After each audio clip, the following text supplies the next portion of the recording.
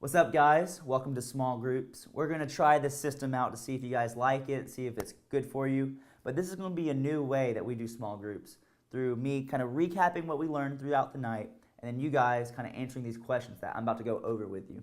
So without further ado, let's get into it. I want to recap real quick and read the verses that we focused on tonight. It's found in James 4, verses 2 through 3. If you have a Bible, open there too. This is what it says. You desire and you do not have, so you murder. You covet, and you cannot obtain, so you fight and quarrel. You do not have, because you do not ask. You ask, and you do not receive, because you ask wrongly, to spend it on your passions. That's the thing, guys. We spend our asking to God on our own passions. And what we talked about tonight is that we need to understand the heart of God. Because if we start asking for things that are of God's heart, then He will honor that. Because He is a good God who loves to give freely. That's who He is. That's His heart for you and for me. So without further ado, I want to get into some of these kind of ideas that we're going to rally around tonight in small groups. And here's the first idea. What happens when I'm faithful in my life, and I'm faithful with what I'm asking to God? They're good things, but God doesn't seem to answer it the way I want to. What happens if I ask for something that's of God, but He doesn't answer it the way that I want to? And here's the solution I want us to rally around tonight. Here's the idea. Sometimes God is saying no to your current situation because He has a better yes for a later situation. Maybe God's saying no right now to you because He has a better yes in store for your future. I want you to think about that in your life particularly. What's something maybe that God has said no to in the past, but man, He has something, a better yes waiting for you. We can trust that God has a better yes for us. Here's the second point tonight. To do something great in public, sometimes you have to sacrifice in private. To do great in public, sometimes you have to sacrifice in private.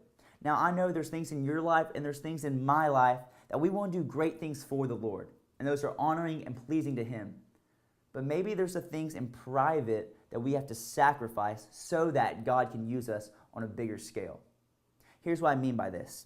Sometimes in my life when I'm driving to school or something, I want to listen to Justin Bieber. If you know me, you know I love J. Biebs, right? But sometimes kind of a new routine I've started is in the mornings, I want to start my day off with worship music. I want to set my heart, focus on Jesus, surrendering my day to Jesus early so that He has control over everything I do. So I see people differently. I see my situations differently. It changes everything. And it all starts with a sacrifice in private. And hopefully through that, God uses me for a bigger purpose in public. That's God's heart for you.